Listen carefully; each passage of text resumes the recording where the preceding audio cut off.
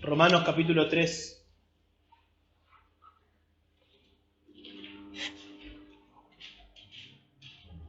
Verso 9 al verso 20 vamos a leer y luego vamos a explicarlo. Dice así la palabra de Dios. Entonces, ¿qué? ¿Somos nosotros mejores que ellos?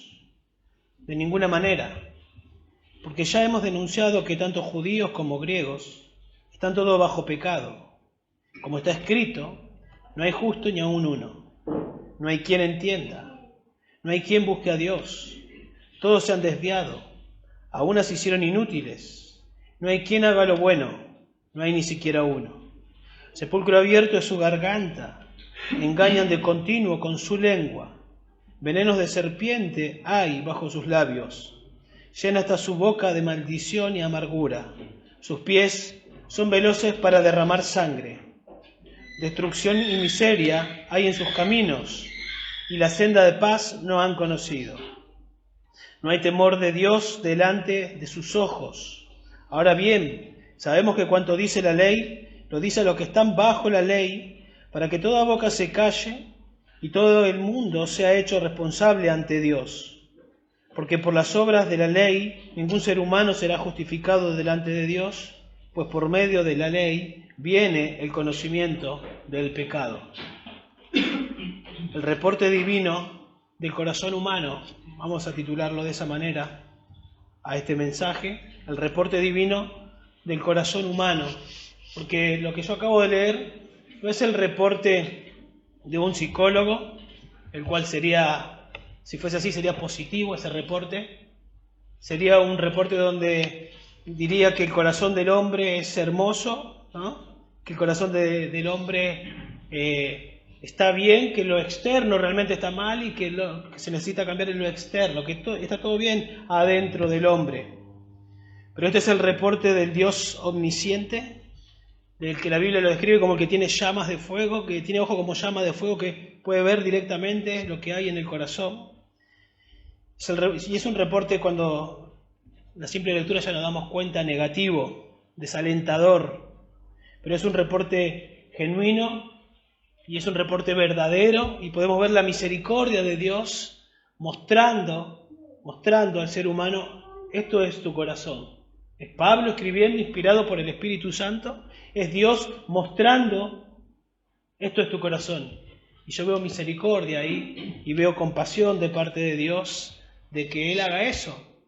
Creo que ya lo conté, pero creo que también es una ilustración que ayuda. Hace 18 años atrás casi se muere mi papá porque tenía un problema en el corazón.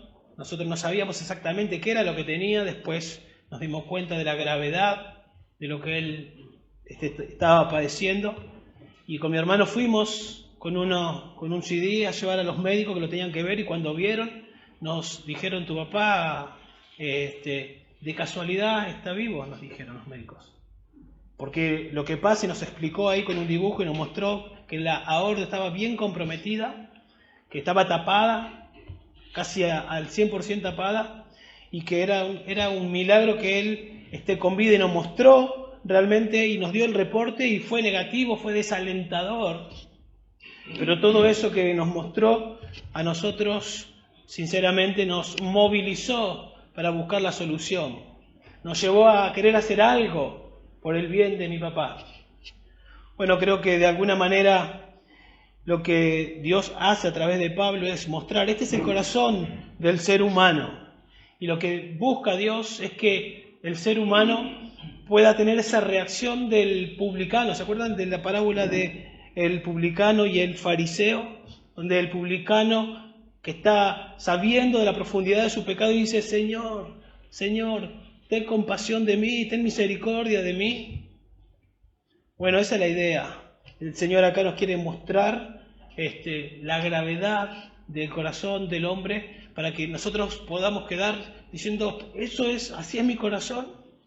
Necesito, por favor, una intervención, como mi papá necesitaba una intervención. Nosotros no podíamos hacer, alguien, un especialista lo tenía que hacer. En el sentido espiritual necesitamos una intervención. No podemos hacer nada por nosotros mismos. Dios tiene que hacer algo para solucionar el gran problema del corazón del hombre. Y de alguna manera lo que Pablo está haciendo es, como decimos nosotros, ser bien crudo, sin vueltas, y tratar de sacar toda posibilidad de autoconfianza y decir, esto, así es el corazón del hombre. Y como ya dijimos la semana pasada, pinta un cuadro bien negro de lo que es el corazón del hombre, para que el hombre diga, y entonces, y en el verso 21 viene el Evangelio, diciendo, pero ahora parte de la ley, y comienza a hablar del Evangelio. Este es tu gran problema, este es el cáncer, podemos decir, que tenés. No hay solución en tus propias manos, pero Dios puede hacer algo. Y aquellos que tienen y se identifican con este corazón, la idea es que queden pidiendo a Dios por misericordia y la van a recibir. Y aquellos que ya hemos recibido esa misericordia, que ya hemos experimentado al cirujano divino, por así decirlo, que podamos reconocer cómo estábamos, cuál era la condición y la misericordia de Dios. Y tal vez conectar, no lo planeé que sea de esta manera, pero hace un tiempo predicamos Romanos capítulo 1, versos 16-17, el poder del Evangelio. Luego, creo que fue el domingo pasado, hablamos de, por las misericordias de Dios, cuál debe ser la reacción ante tanta misericordia. Y bueno, y ahora vamos a ver el cuadro negro de lo que es el corazón humano, la corrupción. Así era mi corazón. Y si hoy estoy alabando a Dios, adorando a Dios, es porque el poder del Evangelio llegó a mi vida y me ha dado la capacidad para que ahora yo pueda vivir como Dios espera, como vimos en Romanos capítulo 12. Pero al mirar en esta porción, capítulo 3, verso 9 al verso 20, encontramos un pasaje donde nos muestra la pecaminosidad y la profundidad del pecado que hay en el hombre, ¿sí? De manera terrible, y podemos decir de manera única, el estrago que produjo el pecado desde el inicio, desde allá, desde Génesis 3 en adelante. Y no lo presenta al hombre como inocente, sino también como responsable, porque nos vamos a dar cuenta que no está diciendo que el hombre es perjudicado por el pecado, sino que el hombre ha decidido pecar, rechazando a Dios. Es más, el hombre no se convierte en pecador al pecar, sino el hombre es pecador, sino el hombre peca porque ya es pecador, porque esa es su naturaleza, porque eso es lo que decide. Y en este pasaje se nos muestra podemos decir, de dos maneras podemos ver el alcance universal del pecado, porque vamos a darnos cuenta que encierra a todas las personas, pero a su vez la profundidad del pecado en el ser humano. La profundidad del pecado no está ahí en la raíz, en la superficie, está bien profundo. Y a veces nosotros nos olvidamos, porque ya nos acostumbramos a ser cristianos y decimos, yo no encajo ahí, ¿sí? Todos nosotros encajamos acá en esta descripción, en este reporte, o en este diagnóstico divino. Es un pasaje que los teólogos llamarían o dirían que este pasaje enseña la depravación total, así dicen ellos, ¿no? Una definición para hablar de que el pecado ha afectado todas las áreas de nuestra vida. O sea, no hay ninguna parte de nosotros que no haya sido alcanzada por el pecado. Ya lo he ilustrado, pero lo hago de nuevo con un vaso de agua donde usted tira tinta y esa tinta no agarra una parte del agua y la otra parte la deja sin agarrar, sino que va hacia toda el agua y toda el agua es impregnada por la tinta. De la misma manera el pecado ha afectado todo nuestro ser, no una parte nada más, que hay una parte buena de nosotros. Ha afectado todo nuestro ser. Y esa depravación total llega a ser para nosotros una incapacidad total para llegar a Dios, para estar bien con Dios. O sea, totalmente depravados y podemos decir totalmente incapacitados de buscar a Dios y de querer estar en paz con Dios. Por nosotros mismos no podemos. No podemos. Lamentablemente, a veces y también en iglesias cristianas, y en algún momento yo pensé de esta manera, que el hombre puede hacer algo para estar bien con Dios. Pero vamos a ver, toda la Biblia enseña, y este pasaje en especial, que el hombre no puede hacer nada por sí mismo para estar bien con Dios. Está muerto, no reacciona a lo espiritual. Solo Dios puede salvar al hombre de la pena del pecado, solo Dios lo puede hacer. Por eso leemos después en Romanos 8:1, no hay condenación para los que están en Cristo Jesús. Solo Dios puede salvar al hombre del poder controlador del pecado. Por eso a los creyentes se les dice, ya no reine el pecado en vuestro cuerpo mortal. Aunque hay una lucha, Romanos 7, que ya no reine. Eso era antes, cuando era esclavo, fuiste sacado de esa esclavitud. Y solo Dios puede librarnos de la presencia del pecado. Seremos glorificados y ya no tendremos esa lucha con el pecado. Eso está por venir, eso llegará. Así que podemos decir que hoy vamos a ver la profundidad del pecado en el hombre, la cual evidencia la incapacidad total de hacer algo por sí mismo para estar bien con Dios. Eso es lo que muestra este pasaje. La profundidad del pecado en el hombre, en el ser humano, que evidencia la incapacidad, la total incapacidad para hacer algo por uno mismo para estar bien con Dios. Y vamos a ver 4 manifestaciones de esa profundidad del pecado, que demuestran la total incapacidad y podemos decir, y la gran necesidad de un Salvador que tenemos. La incapacidad total de estar bien con Dios y la gran necesidad de un Salvador que nosotros tenemos. Yo me imaginaba a un hombre ahogándose en el océano. Necesita un Salvador, no puede hacer nada por sí mismo. Pero enseguida se me vino algo que dijo Sproul, y Sproul dijo lo siguiente: Dios simplemente no lanza un salvavidas a una persona que se está ahogando.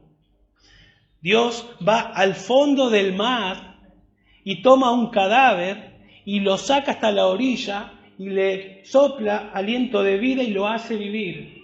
Eso somos nosotros. Así que imagínense el milagro del Evangelio. Veamos entonces en primer lugar la profundidad del pecado. La encontramos o la vemos en el carácter del hombre, verso 9 al verso 12.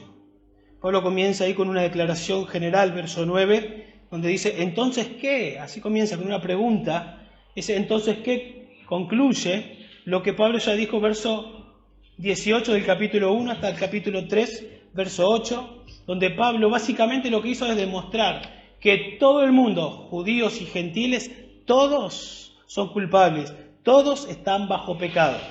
Eso es lo que hizo en esos capítulos previos. Y luego Pablo dice, ¿somos nosotros mejores que ellos? Y cuando dice nosotros, puede ser que esté hablando, algunos comentaristas dicen, puede ser que esté hablando de él y los apóstoles, que no hay evidencia alrededor que Pablo está hablando de esa manera. Lo más probable es que Pablo esté diciendo nosotros, hablando de él como judío, porque ya ha venido hablando de judíos y gentiles. Pablo era un judío. ¿Somos nosotros los judíos mejores que ellos? Algunos se inclinan para ese lugar, pero tal vez Pablo también está diciendo nosotros, los creyentes, ¿somos mejores? ¿Somos mejores que los que están bajo condenación? Y probablemente ese sea el sentido que Pablo le está dando. Porque Pablo ya ha venido hablando de los judíos y más que nada, y no se ha incluido él como nosotros para hablar de los judíos, sino que ha hablado de los judíos en tercera persona, él, el judío. Y en segunda persona, hablando tú, ¿no? Tú, el judío, también. Y cuando nosotros miramos el contexto, verso 8, observen ahí el verso 8, Pablo dice, ¿y por qué no decir cómo se nos calumnia a nosotros los creyentes? Y Pablo es un creyente. Y entonces después viene el verso 9 y habla de nosotros, y parece que está conectado con ese nos del versículo 8. Y probablemente Pablo, cuando dice somos nosotros, está hablando de los creyentes. Y tiene sentido porque Pablo le está escribiendo a creyentes. Porque siempre es bueno recordar, aunque Dios ya nos hizo esa cirugía, espero que a la mayoría, y si hay alguien que todavía no ha sido salvado, que hoy sea ese gran día. Pero todos tenemos que recordar cómo estaba nuestro corazón.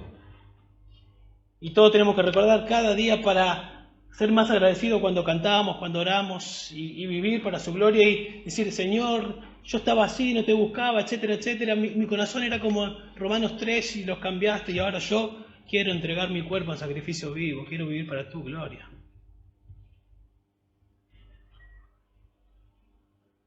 Pablo es como que está diciendo, ¿somos nosotros los creyentes mejores que el resto de la gente? ¿Sobresalimos en algo sobre ellos? Y la respuesta es que no. No tenemos de qué jactarnos. Solamente tenemos que decir gracias, Señor.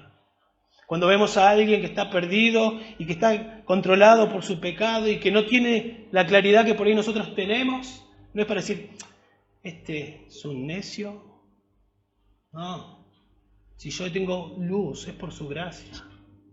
Estaba en el fondo del mar y el Señor fue y me buscó y me sacó a la orilla y respiró aliento de vida con el Evangelio. Y ahora yo puedo adorarle por gracia. Por gracia. Así que al observar y al ir explicando este pasaje, tiene que brotar en nosotros humildad, agradecimiento a Dios por lo que Él hizo en nuestras vidas. Y cuando vemos a otros, compasión, diligencia y entender que lo mismo que hizo el Evangelio nosotros lo puede hacer en esas personas.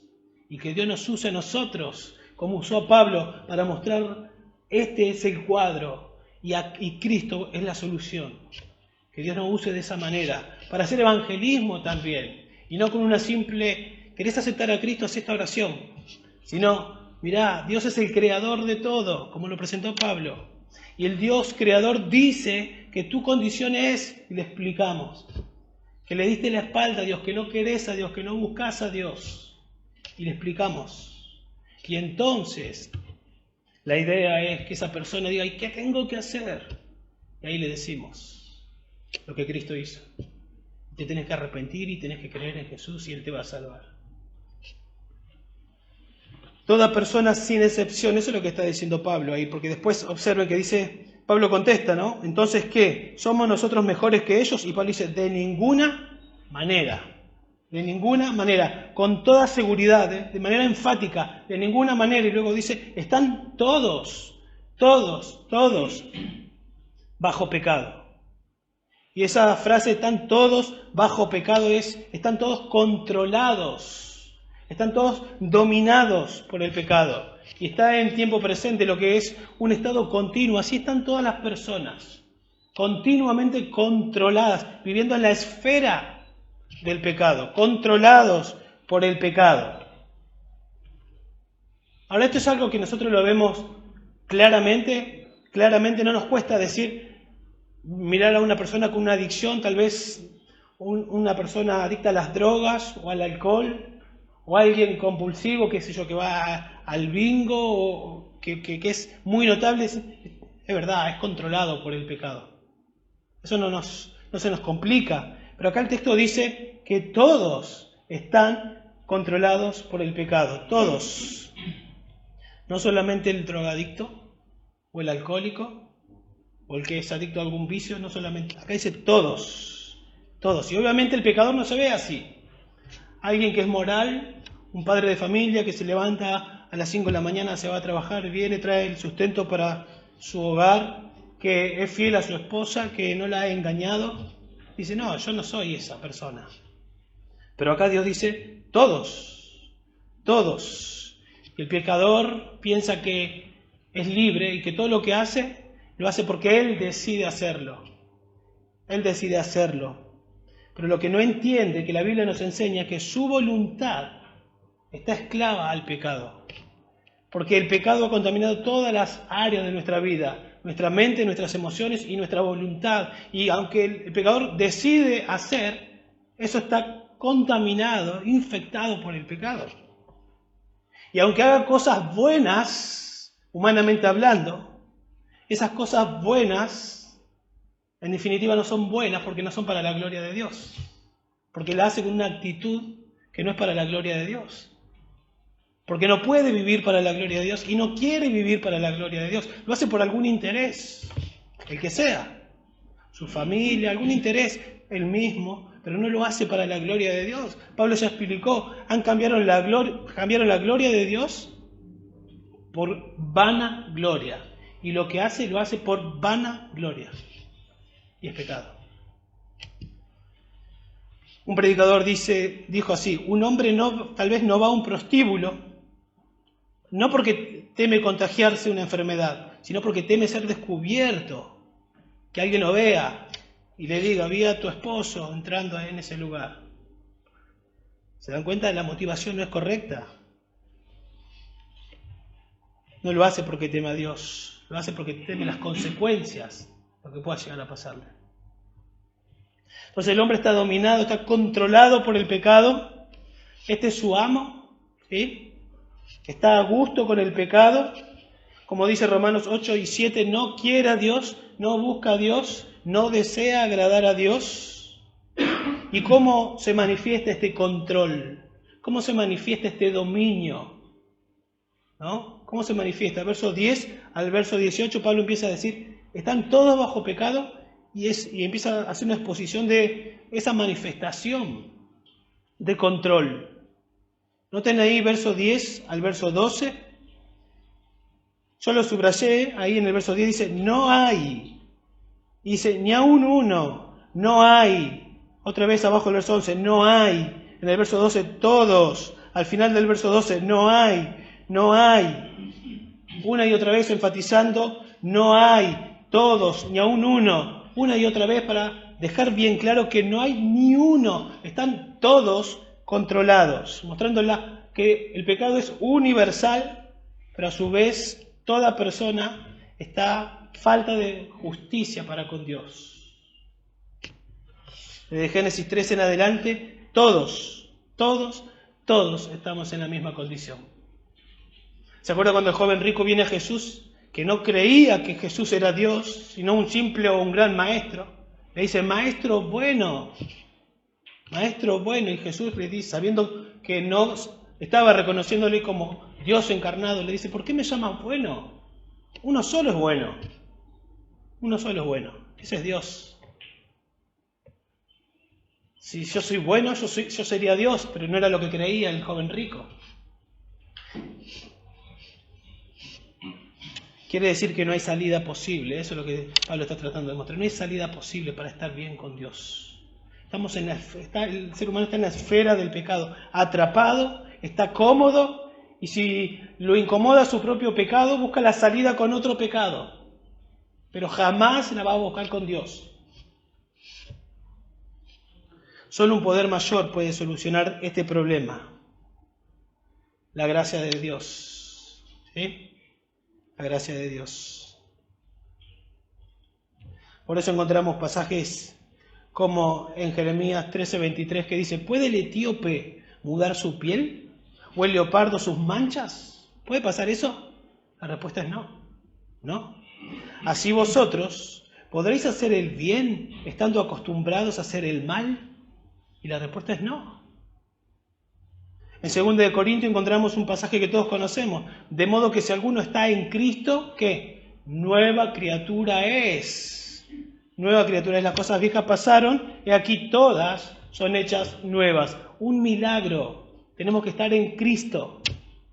Tiene que ir Dios a buscarnos al fondo del mar, sacarnos, darnos vida, colocándonos en Cristo. Si no, es imposible. Imposible que cambiemos. Y Pablo dice ahí en el verso 10, como está escrito. ¿Dónde? Pablo está haciendo referencia al Antiguo Testamento. Pablo está diciendo, como está escrito en el Nuevo Testamento. De alguna manera Pablo le está diciendo: lo que yo les voy a decir ahora no es algo que yo estoy inventando, no es lo que a mí me parece. Como está escrito, ya Dios lo dijo en el Antiguo Testamento. ¿No lo leyeron? En el Antiguo Testamento está lo que yo les voy a decir. Y Pablo toma pasajes del Antiguo Testamento varios, el Salmo 14 del 1 al 3, Isaías 51 del 1 al 3, para corroborar la acusación que él hace, que es: todos están bajo pecado. No lo estoy diciendo yo ahora, no es algo nuevo, ya lo dijo Dios en el Antiguo Testamento. Y la palabra de Dios, obviamente, y toda la Escritura salió de la boca y del corazón de Dios. Escrito está. ¿Dónde? Decir escrito está es lo mismo que decir Dios dice, porque toda la Escritura es inspirada por Dios. Y luego Pablo dice ahí en el verso 10, no hay justo. No hay justo. Eso implica que el hombre es injusto. ¿Y quién dice esto? Escrito está. Dios dice, no hay justo. El veredicto lo da el juez de la tierra. No es un ser humano que esté diciendo no hay justo. Dios dice, no hay justo.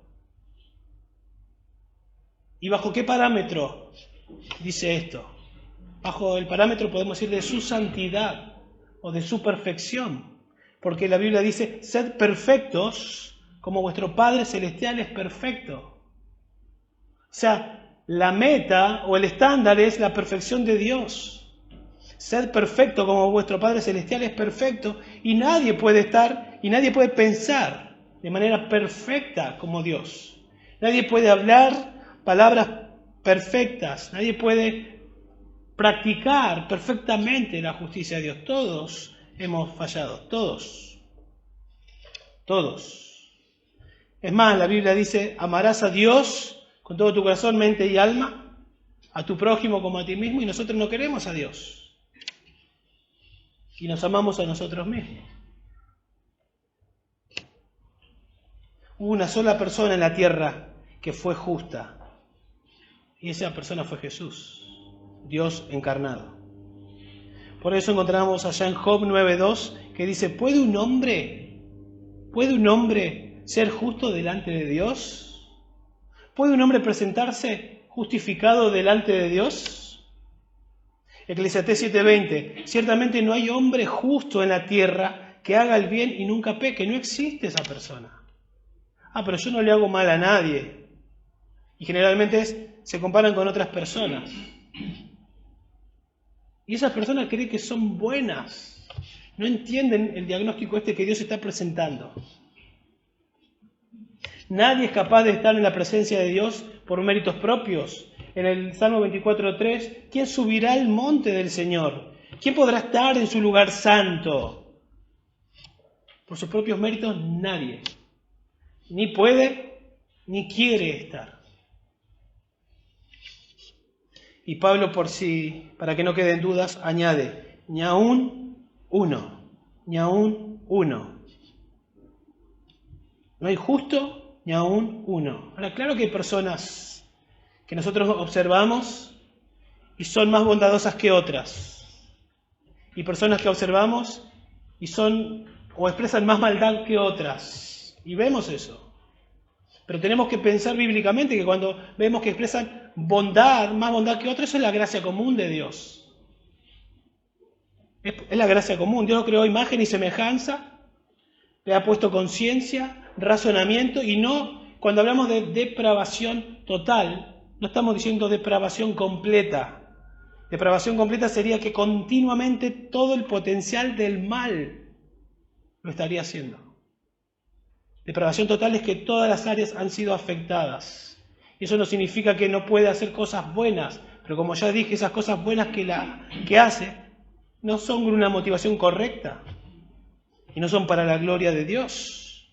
Por eso el texto después en Romanos 3:23 va a decir, por cuanto todos pecaron, están todos destituidos de la gloria de Dios. Todos destituidos de la gloria de Dios. Podemos pensar, no sé, en una competencia de nado, imagínense, en el océano, por así decirlo. Y una persona que no sabe nadar, un novato, alguien que está aprendiendo, y alguien experimentado. Y todos arrancan, ¿y quién se va a hundir primero? El que no sabe nadar. Luego el novato se va a hundir un poco más allá, y tal vez va a aguantar bastante más el experimentado. Pero al fin y al cabo se va a ahogar. Se va a hundir y se va a ahogar. Ninguno va a llegar. Ninguno alcanza. Y los tres van a estar muertos.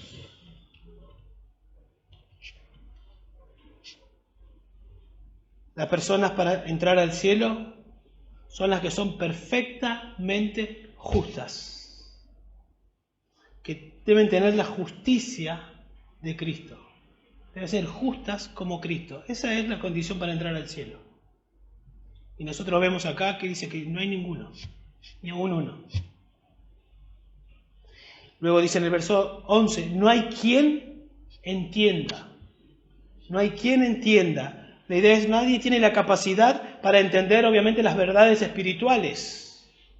O sea, las personas pueden ser muy inteligentes en diferentes áreas. Y uno dice, wow, qué inteligente, qué cerebro. Pero en cuanto a lo espiritual, no hay quien entienda, no pueden entender lo espiritual. La Biblia es clara en eso. Tal vez les pasó a ustedes predicarle el Evangelio a alguien. En la semana pasada hablábamos con un amigo que les predicó a sus hermanos que nacieron en el Evangelio, pero que están metidos con todo este tema de la naturaleza y bueno, una mezcla tremenda, que la conclusión a la que llegábamos con mi amigo es, viste que tenemos que decir el Evangelio es poder de Dios, porque si nosotros tendríamos que hacer algo, nos frustra. ¿Cómo hacemos para que entienda alguien que tiene tanta mezcla? Necesitamos explicarle el Evangelio y saber que Dios es el único que puede hacer un milagro para derribar esa tremenda ceguera que nace de un corazón como Romanos 3, que no quiere a Dios, que restringe la verdad de Dios y que pone sus propias verdades, que son falsedades. No hay una persona que pueda entender las verdades espirituales por sí mismo, no lo hay. ¿Sí? El hombre natural no entiende las cosas que son del Espíritu de Dios, dice 1 Corintios 2:14. Por eso Pablo dijo que llama al Evangelio la locura de la cruz. Para nosotros no es locura, nosotros decimos, wow, para nosotros es asombroso. Pero no, en algún momento fue locura. ¿Cómo puede ser? Que vas atrás, no entendíamos algo, ¿no? De Cristo vino, murió crucificado, pero no entendíamos, no hacíamos las conexiones, no entendíamos demasiado qué era, hasta que Dios nos abrió los ojos. Pero para muchos es locura. Para el judío, ¿cómo puede ser que el Mesías termine crucificado? Es maldito, porque así dice Deuteronomio, maldito todo aquel que termina en un madero. Y a eso le sumamos que el Dios de este siglo ha cegado el entendimiento para que no le resplandezca la luz del Evangelio. Imagínense, el corazón, como dice acá, y el diablo sumando a eso, ceguera espiritual. Y todo esto de que no entiende, no es por falta de oportunidad, porque Pablo ya dijo en capítulo 1, del verso 18 en adelante, que el hombre restringe la verdad, que Dios le da evidencia, la creación, y que ha puesto dentro del hombre el entender, ¿no? Los atributos invisibles de Dios se hacen claramente visibles. Pero el hombre dice, no, tal vez una explosión, o hay alguien más allá, el Dios misterio, el Dios que sea. Pero lo que sea, pero no Dios. No quiere saber nada con Dios. Y esa expresión de rebelión, dice en Efesios 4:18, es por la dureza del corazón. No quiere, se endurece más y más y más y más y más ante la revelación de Dios. O sea, las personas tienen cierto conocimiento de Dios por la creación, en su conciencia, porque Pablo en capítulo 2, versos 14 y 15 dice que la ley fue escrita en el corazón del hombre, en la conciencia. El hombre sabe los mandamientos, aunque no haya ido a la iglesia, no matarás, no robarás, etcétera, etcétera. ¿Por qué sabe? Porque Dios se los grabó en el corazón, sabe que eso está mal, pero no le interesa. Voluntariamente el hombre se encarga de bloquear ese conocimiento. Y esa revelación que Dios da trata de... Fue por otra cosa la creación. Y los mandamientos, no mentirás, bueno, pero una mentirita piadosa. No robarás, bueno, pero hay quienes roban con guante blanco. Y siempre justificando, ¿no? Y siempre bajando el estándar. Y Dios dice, no mentirás, no robarás, y Él es claro. Por eso dice, no hay justo, ni siquiera uno. No hay quien entienda. No hay quien entienda. El hombre no tiene temor de Dios. El hombre es necio. Eso es lo que dice Proverbio, ¿no? El principio de la sabiduría es el temor a Dios, pero el hombre no quiere a Dios, no quiere vivir en la presencia de Dios, por eso el hombre es necio. Fíjense, primera de Juan, capítulo 5, verso 20, dejando el dedo ahí, para entender un poquito lo que tiene que ocurrir para dejar de ser necios. capítulo 5, verso 20. Juan dice, sabemos que el Hijo de Dios ha venido y nos ha dado entendimiento. ¿Quién ha venido? El Hijo de Dios, Jesús. ¿Y qué ha hecho? Nos ha dado entendimiento, a fin de que conozcamos al que es verdadero. Y nosotros estamos en aquel que es verdadero, en su Hijo Jesucristo. Jesús vino para dar entendimiento y poder entender quién es el verdadero. Porque no hay quien entienda.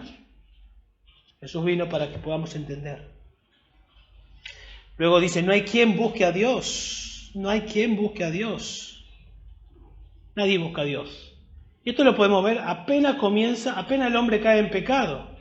Adán y Eva caen en pecado y nos dicen, ¿qué hicimos? Vayamos a Dios a decirnos que hicimos macana y que desobedecimos y que Dios nos ayude. ¿Qué hicieron? Se escondieron. Se fueron bien lejos de Dios. No buscaron a Dios. Y uno puede decir, bueno, pero tantas religiones en el mundo que hay, personas buscan a Dios. No es tan así como dice el versículo.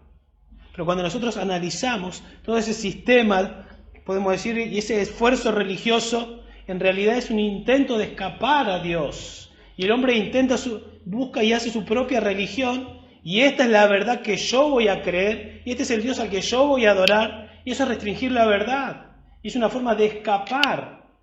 Bueno, no soy como otros, yo intento adorar a Dios, pero ¿a qué Dios? Es un esfuerzo más por escapar de la verdad.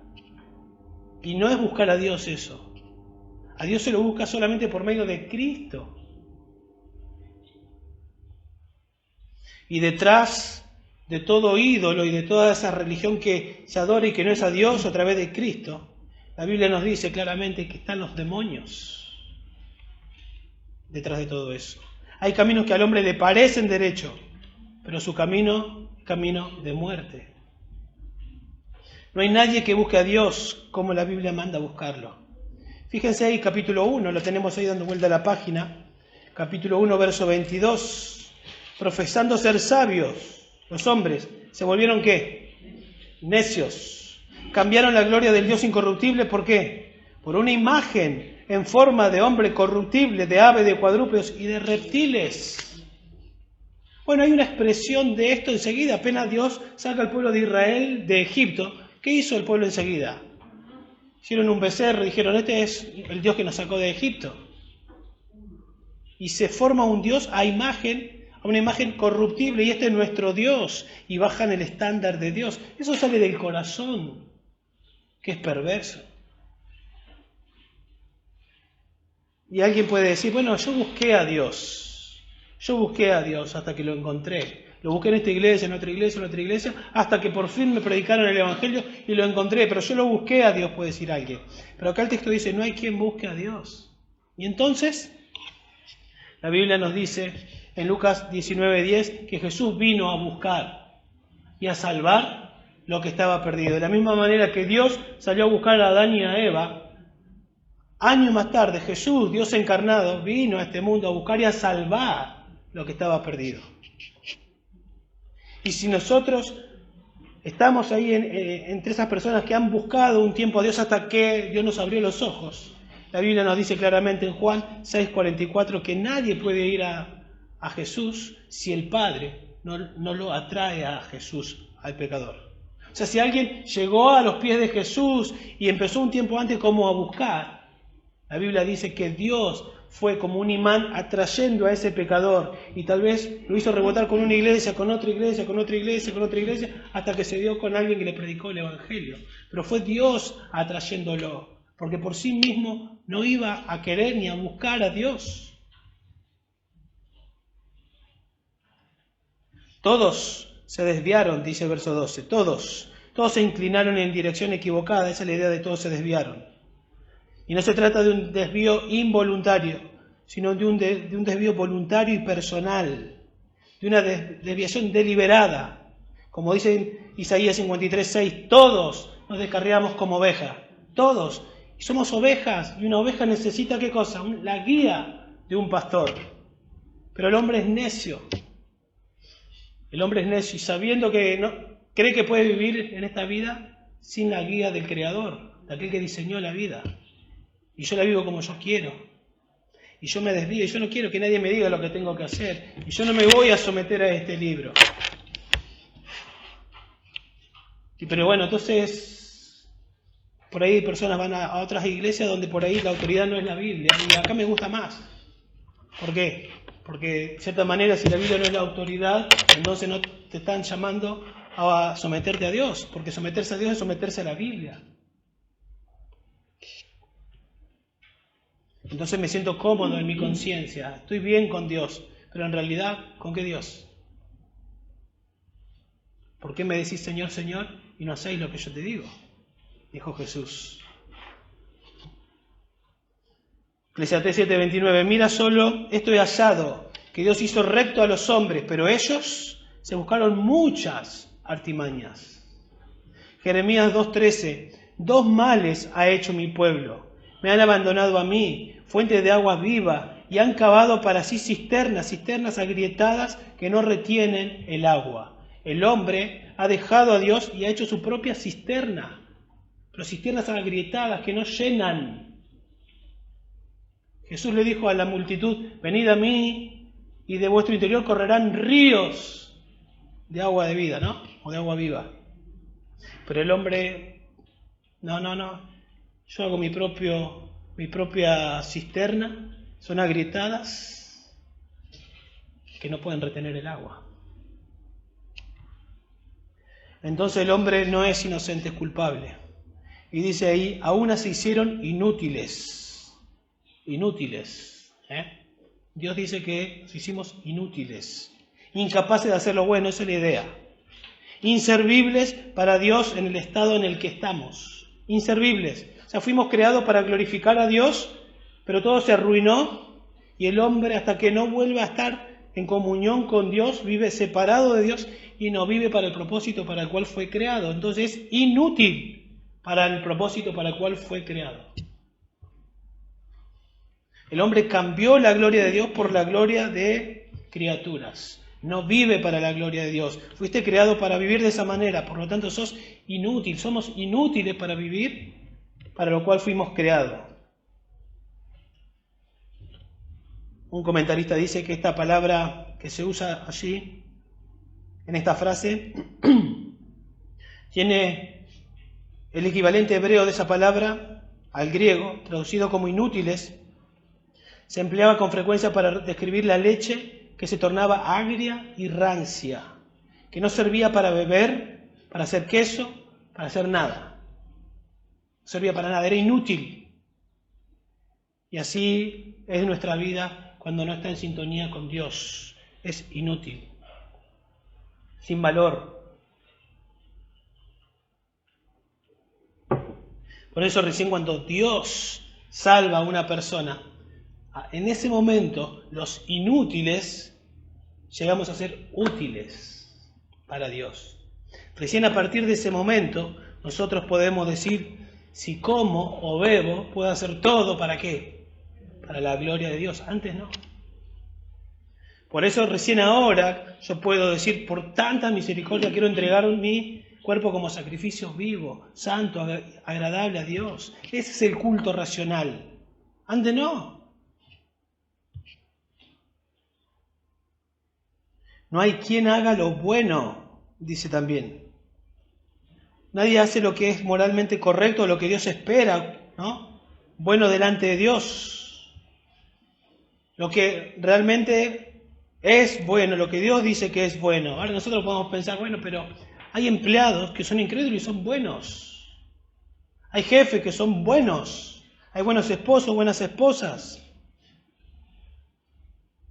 Pero otra vez, todo lo que intentan hacer no lo hacen con la motivación correcta. Está impregnado por el pecado. No es con una actitud ni una motivación conforme a lo que Dios dice, aún haciendo cosas buenas, ¿no? Jesús, allá en Mateo 7:23, cuando termina el sermón diciendo, muchos me dirán en aquel día, personas que supuestamente hicieron buenas obras, Señor, Señor, no hicimos esto y aquello, buenas obras, apartados de mí, hacedores de maldad, y van a ir al infierno. Una persona se convierte obradora de bien solamente cuando Dios la salva. Cuando Dios salva no es por obras para que nadie se gloríe, pero somos salvos para buenas obras. Hay obras preparadas de antemano para que vayamos por ellas y que para que glorifiquemos a Dios desde el momento que Él nos salvó. Jesús dijo que somos luz y así alumbre vuestra luz delante de los hombres. ¿Para qué? Para que vean vuestras buenas obras y glorifiquen a Dios. Entonces, recién cuando Dios nos salva, nosotros vivimos para la gloria de Dios y todo lo hacemos no para que mírenme lo que estoy haciendo, sino que lo hacemos para que miren al Dios que me salvó. Y lo deja claro, no hay ni siquiera uno. Y entonces va al verso 13 y al verso 14, y ahí vemos la profundidad del pecado en la conversación del hombre. La profundidad del pecado en la conversación del hombre. Y dice el verso 13, sepulcro abierto es su garganta. Está hablando en sentido figurado. Pero piense en un sepulcro abierto usted. La corrupción, la contaminación que hay. Lo que está diciendo es la corrupción que hay en el interior de las personas. A eso se refiere. Así como un sepulcro abierto muestra la descomposición, de la misma manera las palabras que salen de las personas muestran la descomposición que hay en el corazón, que tiene que ser intervenido por Dios. Palabras hirientes, palabras irónicas, ira, odio, maltrato. Bueno, Jesús dijo, camada de víboras, ¿cómo podéis hablar cosas buenas siendo malos? Porque de la abundancia del corazón habla la boca. En aquellos tiempos, el tiempo de Jesús, cuando se sepultaba a una persona en diversos lugares, sea en fincas o en el camino, se pintaba, ¿no? Donde estaba la persona, la tumba se pintaba de blanco con cal. ¿Para qué? Para respetar y para no pisar. Y aparentemente era algo lindo, estaba pintado de blanco, pero ¿qué había dentro? Descomposición. Y es un poco lo que nos está tratando de demostrar. Así es adentro nuestro. Tremendo. Personas religiosas que hacían el bien supuestamente. Ustedes son sepulcros blanqueados, le dijo. Aquellas personas, para todas las personas, esos eran los líderes, aquellos que tenían el cielo asegurado. Y Jesús le dijo, ustedes son sepulcros blanqueados. Engañan de continuo con su lengua, o sea, mienten. Y la idea de ahí del verbo es continuamente, o es una práctica. La mentira es algo que está a disposición, como una herramienta. Está incorporada a las personas y cuando la tengo que usar, la voy a usar. Algunos la usan más, otros la usan menos, pero es una herramienta, la voy a usar. ¿Por qué? Porque no tengo temor de Dios. No estoy pensando en lo que Dios dice, no estoy pensando que Dios me está mirando, entonces voy a mentir, pero nadie se va a enterar. Es uno de los 10 mandamientos, está grabado en la conciencia del hombre. El hombre sabe que no tiene que mentir. Veneno de serpiente hay bajo de sus labios, dice después. ¿Sí? O sea, lo que está tratando de mostrar es la potencia y la destrucción que hay en las palabras que podemos decir. Y eso viene de un corazón contaminado. Con otras palabras son como golpes de espada, dice un proverbio. Y aún siendo salvos, nosotros sabemos que luchamos con eso. Llena está su boca de maldición y amargura, dice el verso 14. Maldición, la idea de maldición ahí está lleno de maldición. La idea es con un deseo de calumniar a la otra persona, de desprestigiarla. La quiero criticar. Quiero que todos sepan. Quiero bajarle el estándar. Y amargura tiene que ver con una hostilidad emocional en contra de otro. Una amargura, mientras leía este versículo se me vino a la mente, estábamos el jueves en un mercado y el vigilante había recibido órdenes y no podían estar 2 personas en la cola, entonces tenía que ir diciendo, señora, por favor, espere del otro lado.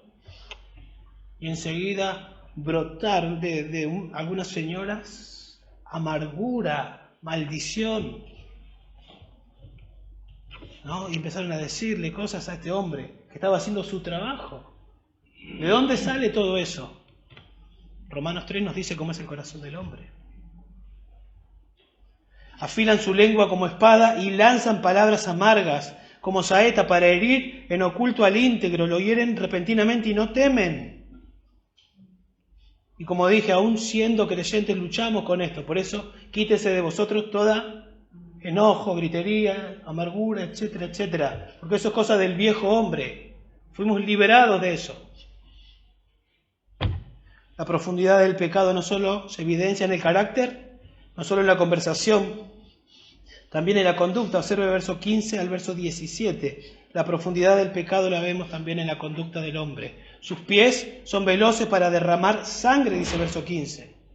¿Qué significa eso? El homicidio está en el corazón del hombre. El homicidio está en el corazón del hombre. Ahora uno dice, yo nunca maté a nadie. ¿Saben que fui a visitar, ustedes saben, algún tiempo he ido a la cárcel y estaba hablando con un muchacho que fue, no sé qué hizo, pero no mató a nadie. Seguramente estaba por robo y tal vez por robar no gran cosa, pero estaba ahí. Y una de las cosas que él me dijo fue, acá es así la cosa, y me contaba un poquito cómo vivía. Y acá tenés que afilar tu púa, la tenés que afilar y la tenés que tener abajo del colchón. Acá tenés que sacar lo peor de vos, porque es o el otro o vos. Pero vos pensabas así cuando estabas en la calle, no. ¿Qué pasó? Estaba siempre en su corazón. Nada más que la circunstancia lo llevó, ahora es o matar o morir. ¿Y qué hago? Estoy dispuesto a matar. ¿Por qué? Porque sus pies son veloces para derramar sangre. Pero Jesús dijo, habéis oído que se dijo a los antepasados, no matarás, y cualquiera que comete homicidio será culpable ante la corte. Pero yo os digo que todo aquel que se enoja con su hermano será culpable ante la corte. Y cualquiera que diga racá a su hermano será culpable delante de la Corte Suprema. Y cualquiera que diga idiota será reo al infierno de fuego. El Señor lo lleva a lo más profundo y dice, ustedes escucharon, no matarás, acto externo, pero yo digo el que se enoja, porque ahí se inicia el homicidio. O sea, cuando me enojo ya, cuando alguien tiene enojos y tiene ira, ya sea física o verbal contra alguien, ya está cometiendo homicidio. Y está a pasos de cometer homicidio físico, podemos decir. Destrucción y miseria hay en sus caminos, verso 16. O sea, lejos de Dios no hay felicidad. Solamente hay quebranto y destrucción. Esto es lo que dice el verso 16, es el resultado de vivir en pecado. Destrucción y miseria hay en sus caminos. Y la destrucción va acelerando, en algunos más rápido, en otros más lento, pero destrucción y miseria hay en sus caminos. La senda de paz no han conocido, dice verso 17. O sea, tienden a vivir en conflicto porque no hay paz en su corazón. No hay paz para con Dios, no hay paz para con el prójimo, pero el problema está en el corazón. No hay paz, dice mi Dios, para los impíos. Verso Lucas 1:79. Que Jesús vino para dar luz a los que habitan en tinieblas y en sombra de muerte, para guiar nuestros pies en el camino de paz.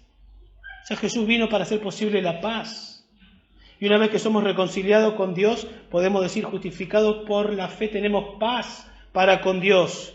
Y ahora que yo tengo paz para con Dios, yo puedo ser un pacificador.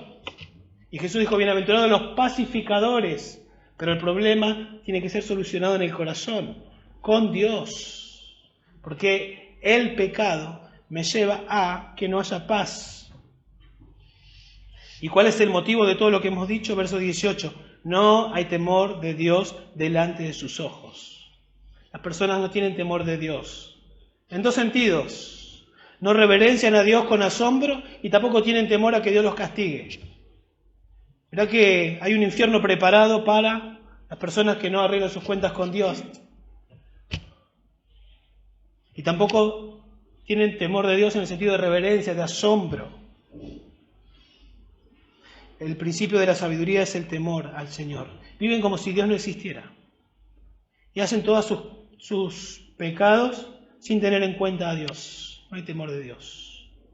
No se asombran de Dios. El pecado no te ha afectado la personalidad de cada persona, ha afectado su relación con su prójimo, y ha afectado su relación con Dios. No tienen temor de Dios.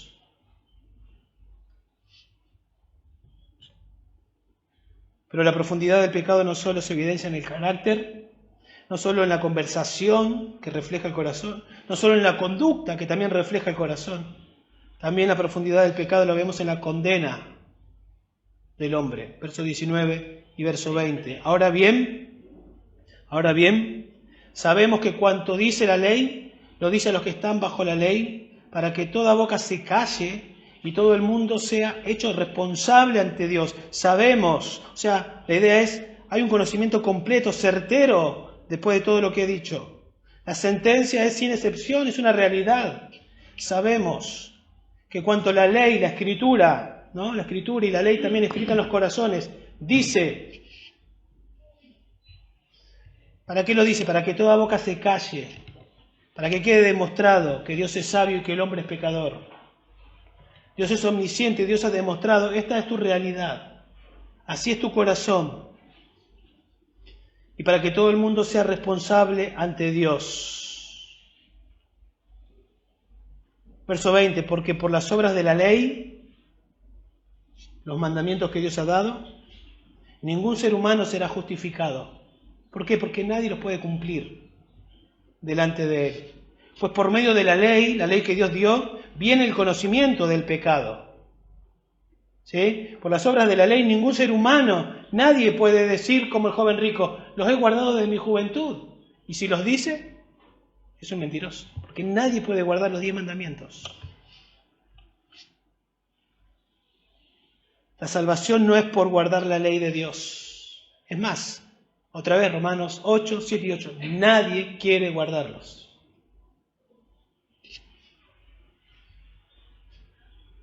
La ley es buena, la ley es santa, la ley es justa, eso dice Romanos 7, 12. Pero el hombre es incapaz de cumplir la perfección. Por cuanto todos pecaron, están todos destituidos de la gloria de Dios. Pues por la ley viene el conocimiento del pecado.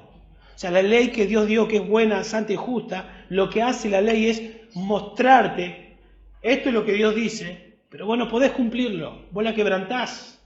Entonces, ¿qué hace la ley? Te dice, sos un pecador. Sos un transgresor, no podés. Tu corazón es perverso, tu corazón es corrupto, tu corazón no ama a Dios. Eso es lo que te dice la ley. En Gálatas 3:23, antes de venir la fe, estábamos encerrados bajo la ley. Estábamos como encarcelados bajo la ley, confinados por la fe que había de ser revelada, atrapados, sin escapatoria. De manera que la ley, dice Pablo ahí en en Gálatas 3:24, de manera que la ley ha venido a ser nuestro ayo, ¿sí? Como nuestro tutor. La ley continuamente nos decía lo que había que hacer y no lo hacíamos y nos mostraba, está fallando, está fallando, está fallando. Y a medida que nos va mostrando que fallamos, que pecamos, que quebrantamos, lo que está haciendo es, nos está llevando a lo que realmente necesitamos. Nos está llevando a Cristo. Por eso dice, de manera que la ley ha venido a ser nuestro ayo, nuestro tutor, así como un tutor en aquellos tiempos llevaba al niño a diferentes lugares, imagínense, a llevarlo a la escuela y lo dejaba en la escuela. La ley lo que hace es, nos va llevando a Cristo. No podés cumplir la ley, la transgredís, no podés salvarte por vos mismo, hasta que nos quebranta, y entonces a este necesitas, a Cristo. Él vino a este mundo, Él vivió a perfección la ley que vos no podés cumplir. Él es el que califica para morir en tu lugar. Por eso Él fue a la cruz y Él cargó tus pecados en la cruz. Y Él fue castigado como si fueses vos. El Padre derramó el castigo en Jesús, todo su castigo en Jesús. Y al tercer día resucitó y consiguió la justicia que vos necesitás, porque no hay justo ni aun uno. Y la justicia que necesitas está en Cristo. Entonces arrepentite de tus pecados y cree en Jesús. Y esa justicia se te va a aplicar a vos. Y vas a ser justo por los méritos de Cristo. Pero si rechazás a Cristo, seguís siendo injusto y mereces el infierno. Mas Dios muestra su amor para con nosotros, en que siendo aún pecadores, Cristo murió por nosotros. Cristo murió por nosotros. Arrepentíos y creed en el Evangelio, dijo Jesús. Arrepentite, reconoce que este es tu corazón, que no ama a Dios, que no busca a Dios, que no quiere a Dios. Y en humillación decirle a Dios, sálvame. Creo que Jesús murió por mí para salvarme, que resucitó el tercer día. Arrepentite y cree en el Evangelio. Ese es el Evangelio. Para aquellos que somos del Señor, entender esto nos tiene que llevar a valorar el Evangelio, a quedar asombrados de lo que Él hizo por nosotros, a vivir agradecidos y a decir, como dice Romanos 12, ya lo dijimos, acá estoy, Señor, quiero vivir para vos, quiero vivir para tu gloria, no quiero que este mundo me conforme, quiero ser transformado, y si como, voy a hacer todo para tu gloria. Y cuando miro a otros, decir, necesita el mismo remedio que yo necesité y sigo necesitando. Necesita el Evangelio de Jesucristo. Dios, usame como instrumento. Usame como un médico del alma para poder decirle cuál es su diagnóstico y para poder decirle cuál es el remedio. Que el Señor nos use, hermanos. Que su palabra transforme nuestras vidas. Vamos a orar. Padre, te damos gracias por tu palabra, Señor. Gracias por la exhortación, por recordarnos una vez más que no te buscábamos, que nuestro corazón, Señor, te daba la espalda, que era peor de lo que imaginábamos nuestro corazón, que no sabíamos que era tan profundo. Pero, Señor, gracias por el Evangelio. Por eso necesitábamos que tu Hijo se haga hombre y que venga a este mundo, Señor, Dios hombre, que viva la vida que yo no pude vivir para morir y satisfacer, Señor, de esa manera tu ira, de hacer posible mi salvación y la salvación de todos aquellos que se arrepienten y creen en ti, Señor. Por favor, Padre, ayúdanos a predicar el Evangelio, vivir asombrados y buscar a los perdidos, Dios, y evangelizar. Tomarnos el tiempo para explicar estas verdades, sabiendo que no depende de nosotros, que tu evangelio es poder tuyo para buscar a una persona del fondo del mar, sacarle a la orilla y darle aliento de vida, Señor, para que se convierta de un muerto espiritual a un adorador tuyo. Te lo rogamos, Señor, en el nombre de Jesús. Amén. Amén.